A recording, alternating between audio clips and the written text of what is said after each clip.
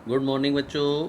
मैं Pradeep Singh class 12th में आपको आरोह की बुक से फर्स्ट चैप्टर महादेवी वर्मा द्वारा रचित भक्तिन को पढ़ाऊँगा। तो सबसे पहले आप अपनी बुक निकाल के गद्य खंड में एनसीईआरटी की बुक में लेसन नंबर 11 महादेवी वर्मा द्वारा रचित है भक्तिन। तो सबसे पहले हम भक्तिन की रीडिंग करेंगे।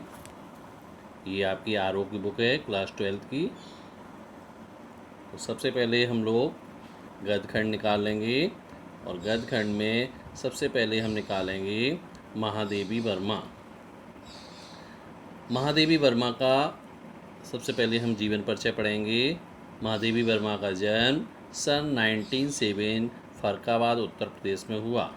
इनकी प्रमुख रचनाएं दीपशिखा, यामा, काव्य संग्रह, श्रृंखला की कड़ियाँ, आपदा, संकल्पता, भारतीय संस्कृति के स्वर, निबंध संग्रह, अतीत के चलचित्र, स्मृति की रेखाएं, पथ के साथी, मेरा परिवार। प्रमुख पुरस्कार ज्ञानपीठ पुरस्कार यामा संग्रह के लिए 1983 ईस्वी में उत्तर प्रदेश हिंदी संस्थान का भारत भारती पुरस्कार पद्म भूषण 1956 ईस्वी में। महादेवी वर्मा की मृत्यु सन 1987 इलाहाबाद में हुई। संसार के मानव समुदाय में वही व्यक्ति स्थान और सम्मान पा सकता है, वही जीवित कहा जा सकता है जिसके हृदय और मस्तिष्क ने समुचित विकास पाया हो और जो अपने व्यक्तित्व द्वारा मनुष्य समाज से रागात्मक के अतिरिक्त वैदिक संबंध भी स्थापित कर सकने में समर्थ हो। साहित्य सेवी और समाज सेवी दोनों रूपों में महादेवी वर्मा की प्रतिष्ठा रही।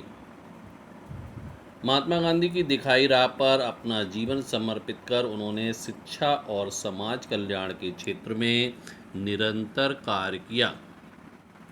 नारी समाज में शिक्षा प्रसार के उद्देश्य से उन्होंने प्रयाग महिला विद्यापीठ की स्थापना की। साहित्य जगत में महादेवी वर्मा की प्रतिष्ठा बहुमुखी प्रतिभा के रचनाकार के रूप में रही है। अगर कविता के क्षेत्र में भी छायावाद के 4 स्तंभों में से एक मानी जाती है, अन्य 3 हैं पंत, प्रसाद और निराला, तो अपने निबंध और संस्करणात्मक रेखा चित्रों के कारण एक अप्रतिम गद्यकार के रूप में उनकी चर्चा होती रही है। कविता और गद्य इन दोनों क्षेत्रों में उनकी प्रतिभा अलग अलग स्वभाव लेकर सक्रिय हुई दिखती है। कविताओं में वे अपनी आंतरिक वेदना और पीड़ा को व्यक्त करती हैं। इस लोक से परे किसी और सत्ता की ओर अभिमुख दिखलाई पड़ती हैं, तो भी अपने गद्य में उनका गहरा सामाजिक सरोकार स्थान पाता है। उनकी श्रृंखला की कड़ियाँ 1942 ईस्वी उस समय की अद्वितीय रचना है, जो हिंदी में स्त्री विमर्श की भव्य प्रस्तावना है। उनके संस्कारात्मक रेखाचित्र अपने आसपास के ऐसे चरित्रों और प्रसंगों को लेकर लिखे गए हैं जिनकी साधारणतः हमारा ध्यान नहीं खींच पाती, लेकिन महादेवी जी की मर्मभेदी और करुणामयी दृष्टि उन चरित्रों की साधारणता में असाधारण तत्वों को संधान करती है। इस तरह समाज के शोषित पीड़ित तबके को उन्होंने अपनी गद्य रचनाओं में नायक प्रदान किया। उनके इस प्रयास ने हिंदी साहित्य समाज पर ऐसा गहरा असर डाला कि संस्करणात्मक रेखाचित्र की विधा के लिए शोषित पीड़ित आम जन को विषय वस्तु के रूप में मान्यता मिल गई है। भक्तिन महादेवी जी का प्रसिद्ध संस्करणात्मक रेखाचित्र है, जो स्मृति की रेखाओं में संकलित है। इसमें महादेवी जी ने अपनी सेविका भक्तिन के अतीत और वर्तमान का परिचय देते हुए उसके व्यक्तित्व का बहुत दिलचस्प खाका खींचा है।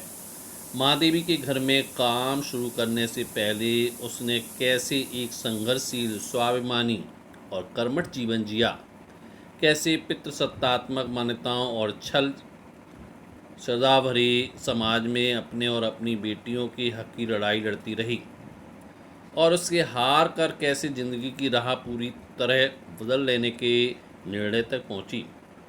इसका अत्यंत संवेदनशील चित्रण इस पाठ में हुआ है। इसके साथ भक्तिन महादेवी जी के जीवन में आकर छा जाने वाली एक ऐसी परिस्थिति के रूप में दिखलाई पड़ती है जिसके कारण लेखिका के व्यक्तित्व के कई अनछुए प्रच्छन्न आयाम उद्घटित होते चलते हैं। इसी कारण अपने व्यक्तित्व का जरूरी अंश मानकर वे भक्तिन को खोना नहीं चाहती। कौन नहीं खोना चाहता है? महादेवी वर्मा। किसे? भक्तिन को। समग्रतः इस पाठ को परिस्थितिवश अक्खड़ बनी पर महादेवी के प्रति अनमोल आत्मीयता से भरी भक्तिन के बहाने स्त्री अस्मिता की संघर्षपूर्ण आवाज़ के रूप में भी पढ़ा जाना चाहिए। अब हमने शॉर्ट में महादेवी ने वर्मा ने जो भक्तिन के बारे में बताया उसको पढ़ा। उसके बाद अब हम चैप्टर की रीडिंग करेंगे। तो चैप्टर हम लोग निकाल लेते हैं भक्तिन और रीडिंग उसकी शुरू करते हैं। छोटे कद और दूबले शरीर वाली भक्तिन अपने पतले ओंठों के कोनों में दृढ़ संकल्प और छोटी आंखों में एक विचित्र समझदारी लेकर जिस दिन पहले मेरे पास आ उपस्थित हुई थी तब से आज तक एक युग का समय बीत चुका है। पर जब कोई जिज्ञासु उससे इस संबंध में प्रश्न कर बैठता है तो वह पलकों को आधी पुतलियां तक गिराकर और चिंतन की मुद्रा में ठुड्डी को कुछ ऊपर उठाकर विश्वास भरे कंठ से उत्तर देती है, तुम पचे काहे बताई, यह 50 बरस से संग रहित है। इस हिसाब से मैं 75 की ठहरती हूँ और वह 100 वर्ष की आयु भी पार कर जाती है। इसका भक्तिन को पता नहीं। पता हो भी तो संभवतः वह मेरे साथ बीते हुए समय से रत्ती भर भी कम ना करना चाहेगी। मुझे तो विश्वास होता जा रहा है कि कुछ वर्ष और बीत जाने पर वह मेरे साथ रहने के समय को खींचकर 100 वर्ष तक पहुंचा देगी, चाहे उसके हिसाब से मुझे 150 वर्ष की असंभव आयु का भार क्यों न ढोना पड़े। सेवक धर्म वाली, ये भक्तिन की फ़ोटो दिखाई हुई है। सेवक धर्म में हनुमान जी से स्पर्धा करने वाली भक्तिन किसी अंजना की पुत्री न होकर एक अनाम धन्या गोपालका की कन्या है। नाम है लक्ष्मी, अर्थात लक्ष्मी। पर जैसे मेरे नाम की विशालता मेरे लिए दुर्वय है, वैसे ही लक्ष्मी की समृद्धि भक्तिन के कपाल की कुंठित रेखाओं में नहीं बन सकी। वैसे तो जीवन में प्राय सभी को अपने अपने नाम का विरोधाभास लेकर जीना पड़ता है, पर भक्तिन बहुत समझदार है क्योंकि वह अपना समृद्ध सूचक नाम किसी को नहीं बताती थी। केवल जब नौकरी की खोज में आई थी तब ईमानदारी का परिचय देने के लिए उसने शेष स्मृति के साथ यह भी बता दिया, इस पर प्रार्थना के साथ कि मैं कभी नाम का उपयोग ना करूं। किस नाम का? लक्ष्मी नाम का। क्यों? क्योंकि उसके साथ लक्ष्मी नाम का विरोधाभास था। यानी नाम तो लक्ष्मी थी लेकिन थी बहुत गरीब। उपनाम रखने की प्रतिभा होती तो मैं सबसे पहले उसका प्रयोग अपने ऊपर करती हूँ। इस तत्व को वह देहातन क्या जाने। इसी से जब मैंने कंठी माला देखकर उसका नया नामकरण किया तो वह भक्तिन जैसे कवित्रहीन नाम को पाकर भी गदगद हो उठी, यानी बहुत प्रसन्न होगी। तो भक्तिन नाम किसने दिया? महादेवी वर्मा ने। क्यों दिया? उसकी गले में कंठी माला को पहने देखकर। क्योंकि भक्तिन ने, उसका वास्तविक नाम लक्ष्मी था और उसने महादेवी वर्मा से कह दिया था कि मुझे इस वास्तविक नाम से ना पुकारा जाए और ना ही मेरा यह नाम किसी को बताया जाए। भक्तिन के जीवन का इतिवृत्त बिना जाने हुए उसके स्वभाव को पूर्णतः क्या अंशतः समझना भी कठिन होगा। वह ऐतिहासिक झूसी में गांव प्रसिद्ध एक सूरमा की इकलौती बेटी ही नहीं, विमाता की किंवदंती बन जाने वाली ममता की छाया में भी पली है। वह किसकी बेटी थी? एक सूरमा की इकलौती बेटी, और विमाता मतलब सौतेली माँ। तो उसकी सौतेली माँ उस पर अत्याचार करती थी, ममता की छाया में भी पली थी, यानी उसको अपनी माँ का प्रेम नहीं मिला था। सौतेली माँ के साथ ही उसका बचपन गुजरा। 5 वर्ष की अवस्था में उसे हंडिया ग्राम के एक संपन्न गोपालक की सबसे छोटी पुत्रवधू बनाकर पिता ने शास्त्र से 2 पग आगे रहने की ख्याति कमाई और 9 वर्षीय युवती का गौना देकर विमाता ने बिना मांगे पराया धन लौटाने वाले महाजन का पुण्य लूटा। यानी 5 वर्ष की अवस्था में क्या हुआ, उनका विवाह कर दिया गया और 9 वर्ष की अवस्था में उसका गौना कर दिया गया। पिता का उस पर अगाध प्रेम होने के कारण स्वभावतः ईर्ष्यालु और संपत्ति की रक्षा में सतर्क विमाता ने उनके मरणांतक रोग का समाचार तब भेजा। यानी विमाता यानी सौतेली माँ ये जानती थी कि अगर पिता के जीवित रहते अगर भक्तिन घर वापस आ गई तो कहीं पिता जो है उसे संपत्ति का कुछ हिस्सा भक्तिन को ना दे दे। इसलिए पिता की जब मृत्यु होने को थी, यानी जब वो बीमार थे, उससे पहले उन्होंने उसकी सौतेली माँ ने भक्तिन को यह समाचार उसके ससुराल नहीं भेजा, लेकिन मृत्यु होने के उपरांत यह समाचार भेजा। जब वह मृत्यु की सूचना भी बन चुका था, रोने पीटने के अपशकुन से बचने के लिए सास ने भी उसे कुछ न बताया। बहुत दिन से मेहर नहीं गई, सो जाकर देख आवे, यही कहकर और पहना उड़ाकर सास ने उसे विदा कर दिया। इस अप्रत्याशित अनुग्रह ने उसके पैरों में जो पंख लगा दिए थे वे गांव की सीमा से पहुंचते ही झड़ गए। हाय लक्ष्मण अब आई की अस्पष्ट पुनरावृत्तियाँ और स्पष्ट सहानुभूतिपूर्ण दृष्टियाँ उसे घर तक ठेल ले गईं, पर वहाँ न पिता का चिन्ह शेष था, न विमाता के व्यवहार में शिष्टाचार का लेस। दुख से शीतल और अपमान से जलती हुई वह उस घर से पानी भी नहीं पिया और उल्टे पैरों ससुराल लौट पड़ी। सास को खरी खोटी सुनाकर उसने विमाता पर छाया हुआ क्रोध शांत किया और पति के ऊपर गहने फेंक फेंक कर उसने पिता के चिर बिछो की मर्म व्यथा व्यक्त की। जीवन के दूसरे परिच्छेद में भी सुख की अपेक्षा दुख ही अधिक है। ये था पहला परिच्छेद जिसमें भक्तिन का विवाह कर दिया था, पिता की मृत्यु हो गई थी, सौतेली माँ का अच्छा व्यवहार नहीं था, इसलिए तुरंत ही वह अपने ससुराल वापस लौट आई। अब दूसरा परिच्छेद में देखेंगे, जीवन के दूसरे परिच्छेद में भी सुख की अपेक्षा दुख ही अधिक है। किसके साथ? भक्तिन के साथ। जब उसने गेहूँए रंग और बटिया जैसे मुख वाली पहली कन्या के 2 संस्करण और कर डाले, तब सास और जेठानियों ने ओठ बिचकाकर उपेक्षा प्रकट की। उचित भी था, क्योंकि सास 3-3 कमाऊ वीरों की विधात्री बनकर मचिया के ऊपर विराजमान पुरखिन के पद पर अभिषिक्त हो चुकी थी और दोनों जेठानियाँ काकभूषणी जैसे काले लालों की क्रमबद्ध सृष्टि करके इस पद के लिए उम्मीदवार थीं। छोटी बहू की लीक छोड़कर चलने के कारण उसे दंड मिलना आवश्यक हो गया था। दंड किस बात का था कि भक्तिन की बेटियां थीं और उसकी जेठानी के पुत्र यानी बेटे थे। जेठानियां बैठकर लोक चर्चा करते और उनके कलूटे लड़के धूल उड़ाते। वह मट्ठा फेरती, कूटती, पीसती, रांधती और उनकी नन्ही लड़कियां गोबर उठाती, कंडे पाटती। जेठानियां अपने भात पर सफ़ेद राख रखकर गाढ़ा दूध डालती और अपने लड़कों को औटते हुए दूध पर से मलाई उतार कर खिलाती। वह काले गुड़ की डली के साथ कटौती में मट्ठा पाती। कौन? भक्तिन की बेटियां और उसकी लड़कियां चने बाजरे की घुघरी चबाती। इस दंड विधान के भीतर कोई ऐसी धारा नहीं थी जिसके अनुसार खोटे सिक्कों की टकसाल जैसी पत्नी से पति को विरक्त किया जा सकता। सारी चुगली चबाई की पड़त उसकी पत्नी प्रेम को बढ़ाकर ही होती थी। जेठानियाँ बात बात पर दमादम पीटी कुटी जाती थी, पर उसके पति ने उसे कभी उंगली भी नहीं छुआई। वह बड़े बाप की बड़ी बात वाली बेटी को पहचानता था। इसके अतिरिक्त परिश्रमी, तेजस्विनी और पति के प्रति रोम रोम से सच्ची पत्नी को वह चाहता भी बहुत रहा होगा, क्योंकि उसके प्रेम के बल पर ही पत्नी ने अलगोछा करके सबको अंगूठा दिखा दिया।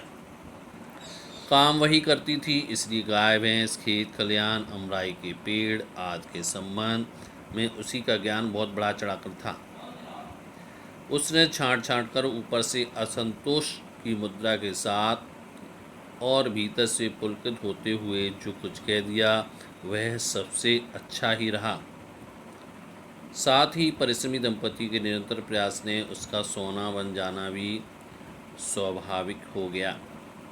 धूमधाम से बड़ी लड़की का विवाह करने के उपरांत पति ने घरौंदे से खिलती हुई 2 कन्या और कच्ची गृहस्थी का भार 29 वर्ष की पत्नी पर छोड़कर संसार से विदा ली। जब वह मरा तब उसकी अवस्था 36 वर्ष से कुछ ही अधिक रही होगी, पर पत्नी आज उसे बड़ऊ कहकर स्मरण करती है। भक्ति सोचती है कि जब वह बूढ़ी हो गई तब क्या परमात्मा के यहाँ वे भी ना बूढ़े होंगे, अतः उन्हें बड़ऊ कहना उनका घोर अपमान है।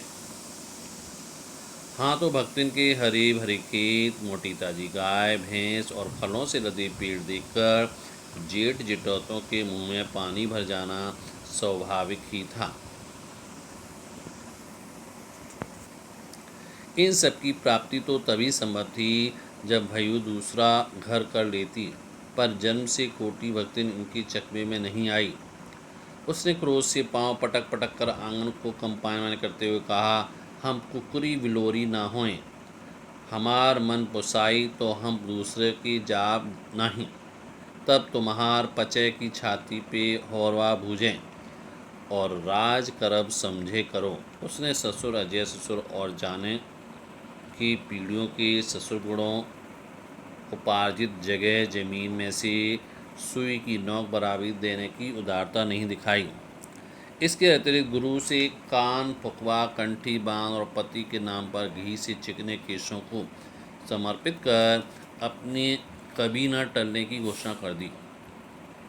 भविष्य में भी संपत्ति सुरक्षा रखने के लिए उसने छोटी लड़कियों के हाथ पीले कर उन्हें ससुराल पहुंचाया और पति के चुने हुए बड़े दामाद को घर जमाई बनाकर रखा। इस प्रकार उसके जीवन का तीसरा परिच्छेद प्रारंभ हुआ। तीसरे परिच्छेद में भक्तिन का दुर्भाग्य भी उससे कम हटी नहीं था। इसी से किशोरी से युवती होते ही बड़ी लड़की भी विधवा हो गई। भय्यू से पार न पा सकने वाले जेठों और काकी को परास्त करने के लिए कटिबद्ध जेठौतों ने आशा की एक किरण देख पाई। विधवा बहन के गठबंधन के लिए बड़ा जेठौत अपने तीतर लड़ाने वाले साले को बुला लाया, क्योंकि उसका हो जाने पर सब कुछ के अधिकार में रहता। भक्तिन की लड़की भी माँ से कम समझदार नहीं थी, इसी से उसने वर को नापसंद कर दिया। बाहर के बहनोई का आना चचेरे भाइयों के लिए सुविधाजनक नहीं था, अतः यह प्रस्ताव जहाँ का तहाँ रह गया।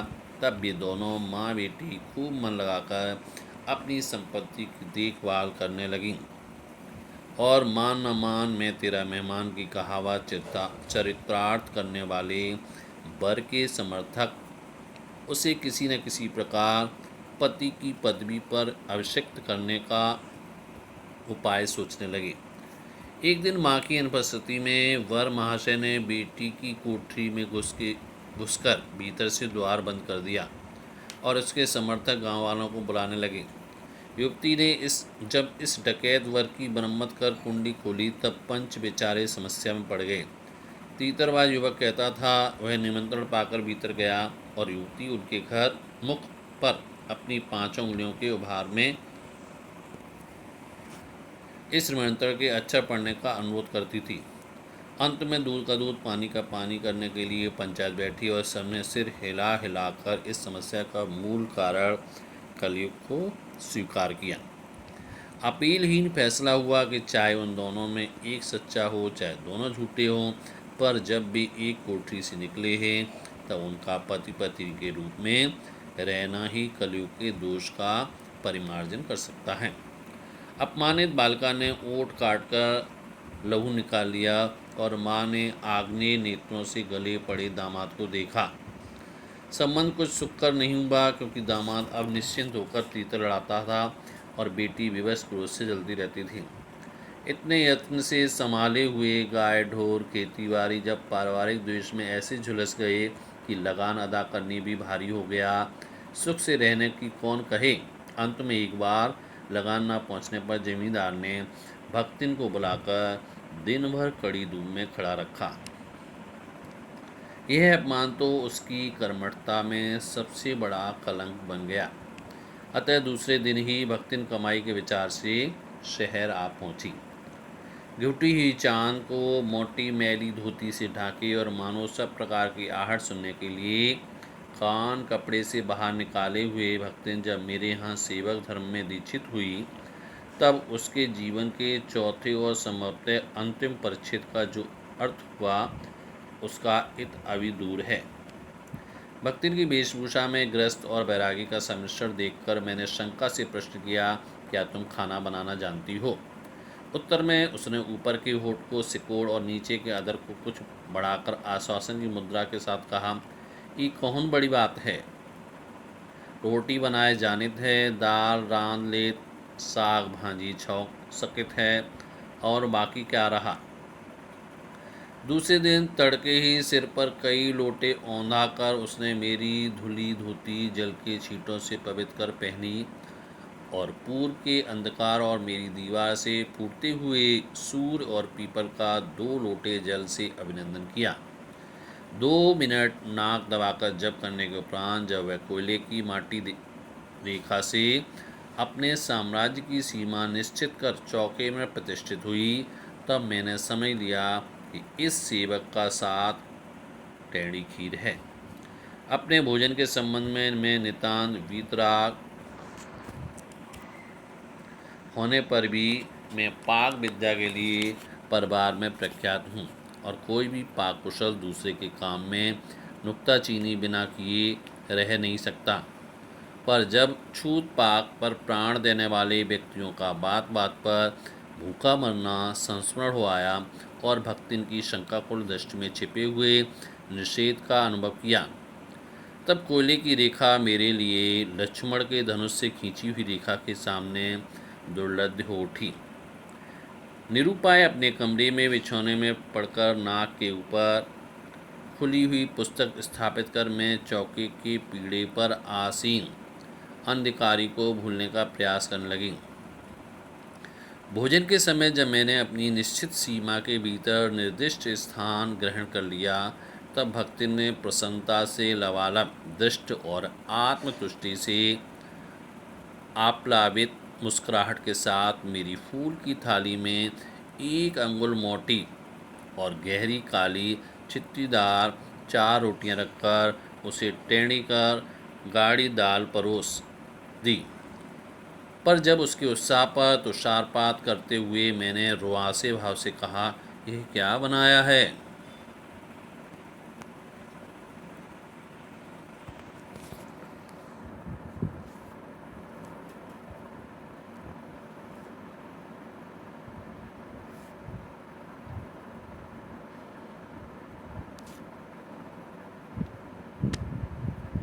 रोटियां अच्छी सेकने के प्रयास से कुछ अधिक खरी हो गईं, पर अच्छी हैं।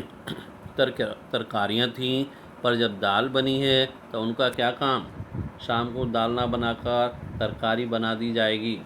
दूध घी मुझे अच्छा नहीं लगता, नहीं तो सब ठीक हो जाता। अब ना हो तो अमचूर और लाल मिर्च की चटनी पीस लिया जावे। उसने भी काम ना चले तो वह गांव से लाई हुई गठरी में से थोड़ा सा गुड़ दे देगी, और शहर के लोग क्या कलाबत्तू खाते हैं।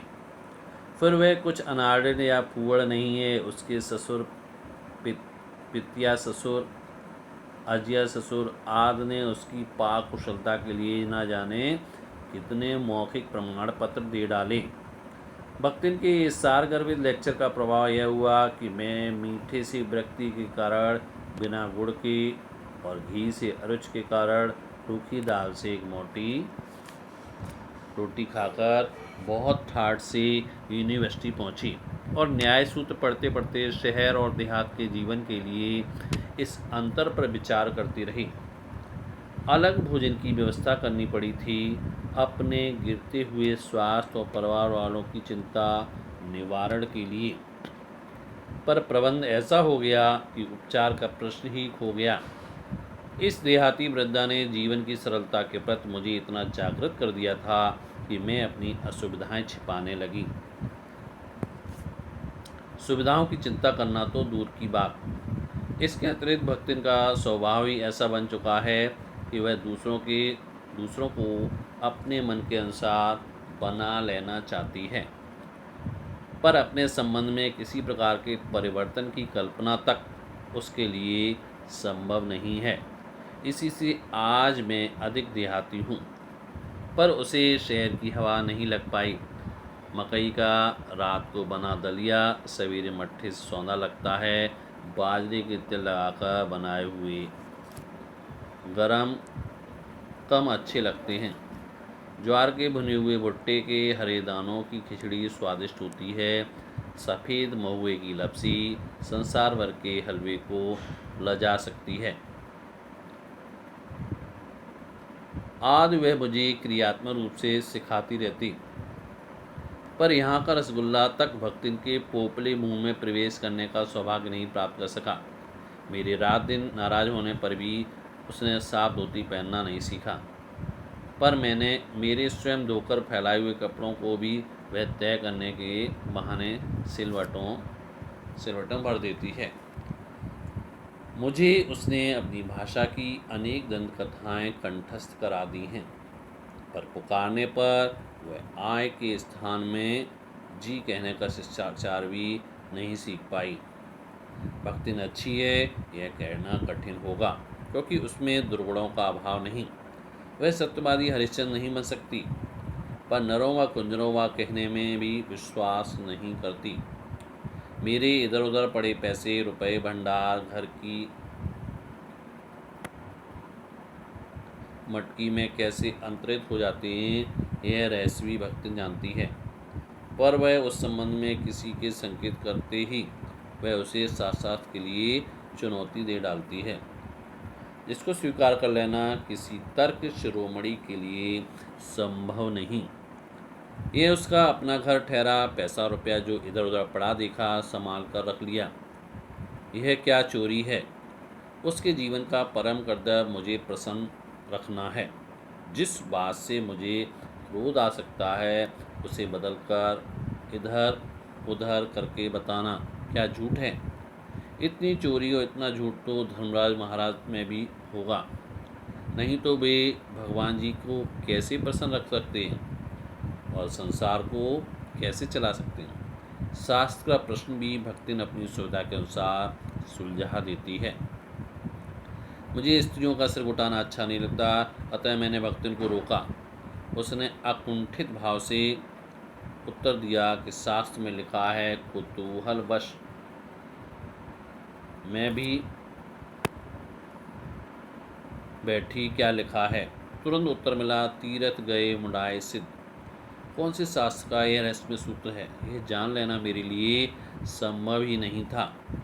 अतः मैं हार कर मौन हो रही और भक्तिन का चूड़ामण हर बृहस्पतिवार को एक दरिद्र नापित की गंगा जल से धुले उसरे द्वारा यथाविधि निष्पन्न होता रहा।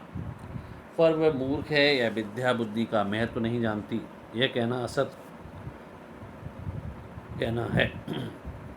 अपने विद्या के अभाव को वह मेरी पढ़ाई लिखाई पर अभिमान करके भर लेती है। एक बार जब मैंने सब काम करने वालों से अंगूठे के निशान के स्थान पर हस्ताक्षर लेने का नियम बनाया तब भक्तिन बड़े कष्ट में पड़ गई, क्योंकि एक तो उसने पढ़ने की मुसीबत नहीं उठाई जा सकती थी, दूसरे जब गाड़ीवान दाइयों के साथ बैठकर पढ़ना उसकी वयोवृद्धता का अपमान था।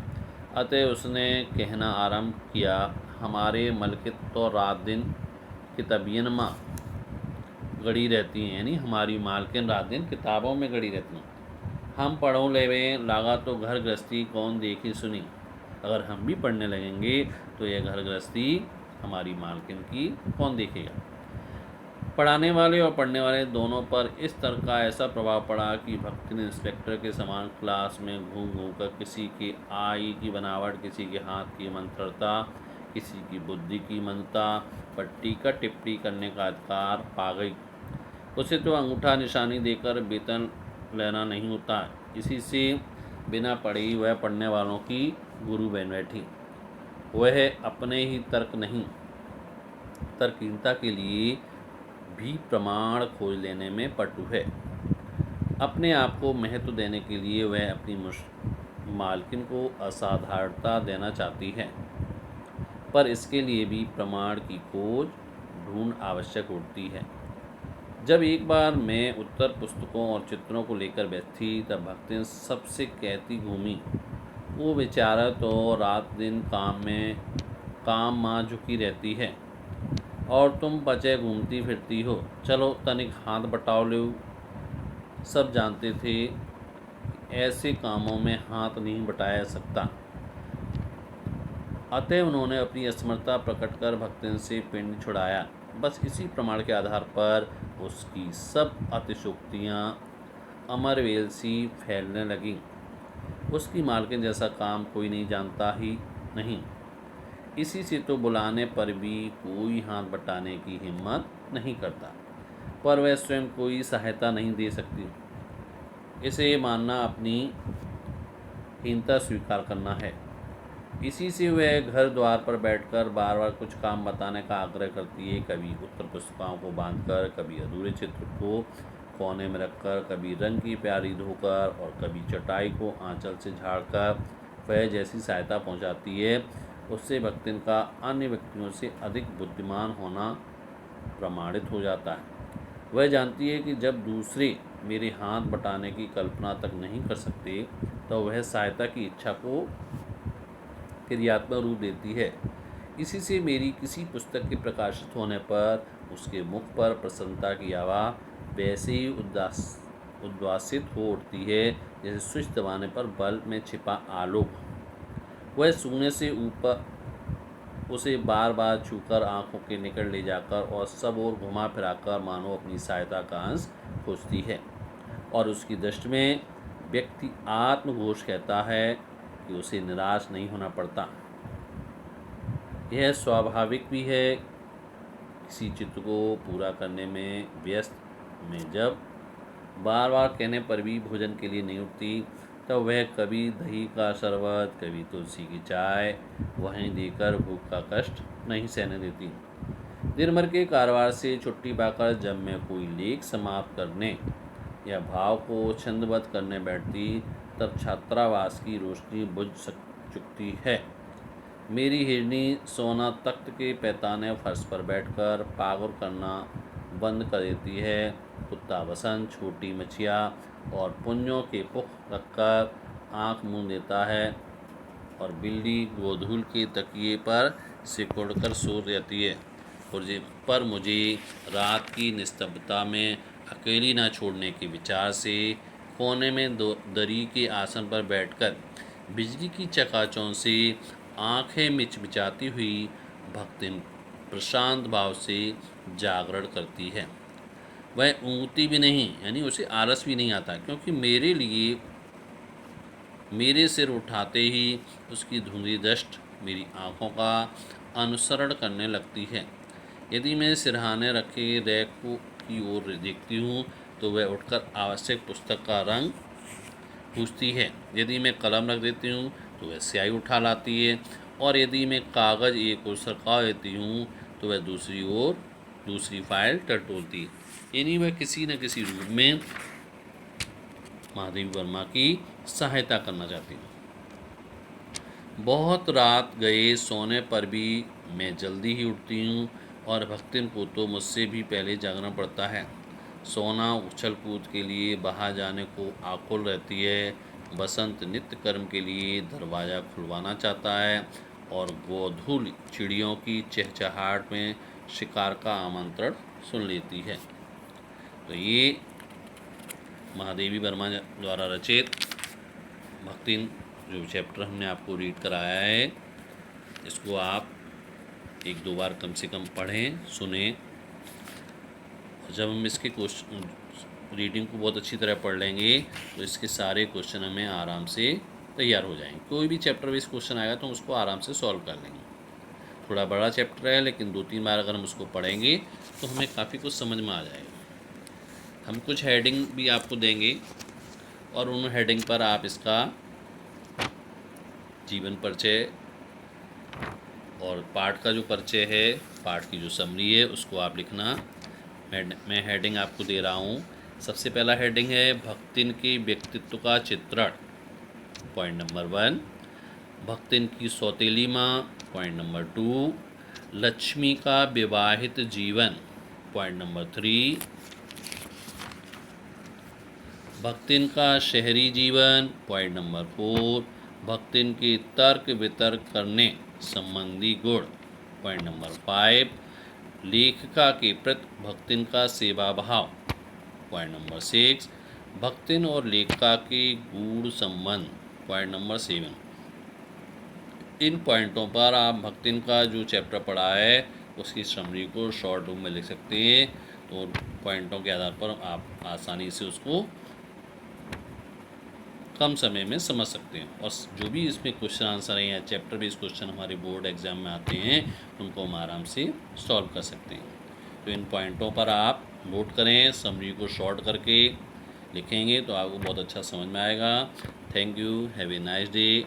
और भी कोई प्रॉब्लम हो आपको तो आप अवश्य कंसल्ट करें।